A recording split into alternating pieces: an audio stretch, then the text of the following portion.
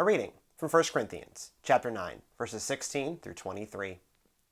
If I proclaim the gospel, this gives me no ground for boasting.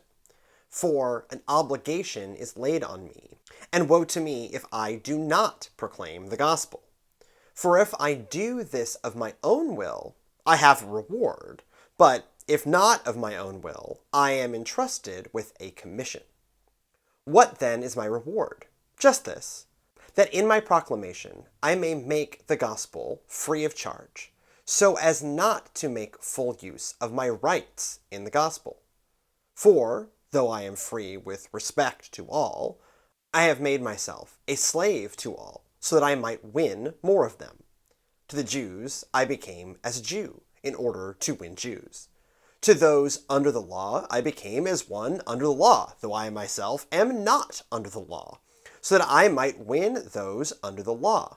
To those outside the law I became as one outside the law, though I am not free from God's law, but am under Christ's law, so that I might win those outside the law. To the weak I became weak, so that I might win the weak. I have become all things to all people, that I might by all means save some. I do it all for the sake of the gospel, so that I may share in its blessings. The last time my wife Sydney and I got to go truly church shopping was when we moved to Atlanta 12 and a half years ago. We knew that we wanted to attend a contemporary service, but even with that limitation, what we experienced varied wildly.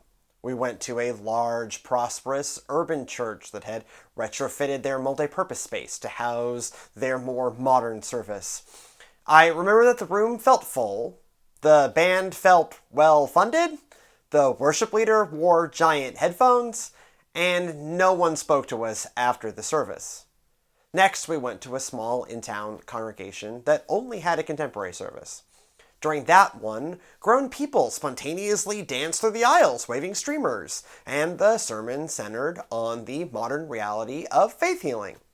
Finally, we went to a new church start in a shopping center, made up almost exclusively of people in their 20s and 30s, and decorated with reclaimed doors and windows and a street art church sign.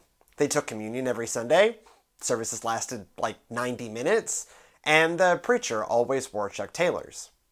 The craziest part of this variety is that they were all United Methodist churches. There's an even wider variance if you just consider the churches within a 10-mile radius from me here in Southeast Houston. Roughly 10 miles to my north and west sits Joel Osteen's 45,000-member former basketball stadium of a megachurch.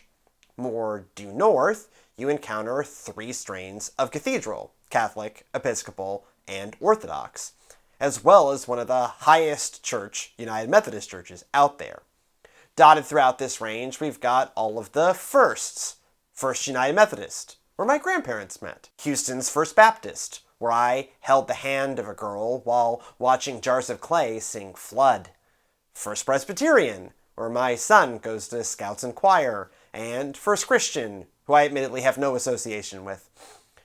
Moving closer to home, on our block, in addition to Servants of Christ, we are neighbors to the Catholics and Pentecostals just across the street, as well as a small but historic Episcopal church just down the road, and the Evangelicals, Mormons, and Nazarenes just up the road. For our community organizing project, I'm about to do a survey to figure out all the churches in our immediate area, and I won't be surprised to find dozens just in our small corner of Southeast Houston.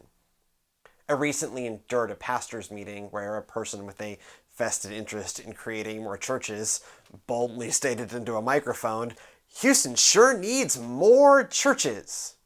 Really? For a world of theoretical religious decline, we have a huge crop of incredibly different houses of worship. We can read this with dismay as a sign of disunity in the body of Christ. But I choose the opposite tack. Yes, we do not get along as well as we should, or collaborate as often as we should.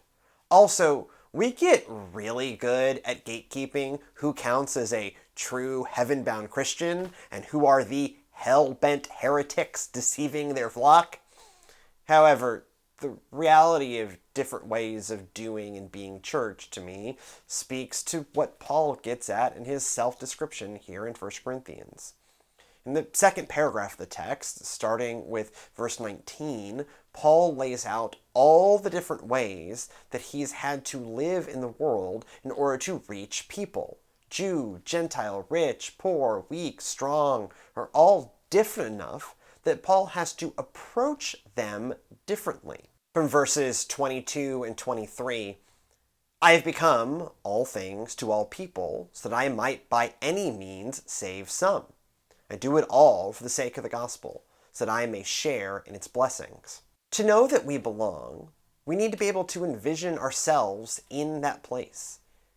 Each group will have their own pathways to finding God, so Paul walked down these pathways with each of them in their own way.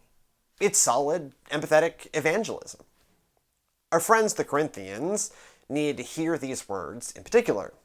They deeply loved the concept that there existed a singular, correct way to connect with God and that they had found it. God gave them the truest gift, in this case speaking in tongues, and anyone without their gift and their knowledge didn't belong in the same way. Paul writes 1 Corinthians as a corrective to this instinct. He talks about different kinds of gifts, different kinds of love, and here in chapter 9, his approach to different people in different ways. The fundamental nature of humanity hasn't changed much in 2,000 years. We still need God to speak to us in a wide variety of ways, and maintain the tendency to think that the way that we've found is either the best or the only way. Some folks truly find God amongst incense, the chanting of ancient languages, and a bearded priest in swirling robes. Others need the energy of a rock concert and a perpetually upbeat man to show them the nature of God's love. Still more need the intimacy of a smaller, closer-knit community carrying forward decades or century-old traditions to plug them into the rhythm of the divine. Selfishly, I hope that there are folks out there who want to experience the breadth of God in a plucky, multicultural church with way too much building for their own good. The diversity of the church doesn't have to mean the disunity of the church. It can merely indicate that God has the power to speak to a huge array of people in ways that they can each connect with. Sydney and I ended up settling at the storefront church with the hipsters' reclaimed doors and graffiti sign. This probably isn't a shocking revelation. What was then called Oakhurst and is now called Eastside UMC still means a lot to me.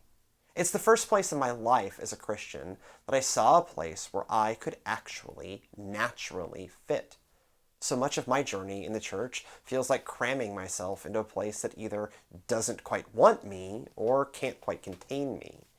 At Eastside, I finally found a thing that felt immediately like a church home. I didn't know, prior to that, just to what degree that God and God's church has the power to be all things to all people. When we understand that, we can believe that a church home exists for all of us. It's either already out there, or we may have to take the man's advice and make it happen. God can stretch, and because of that, we can stretch too.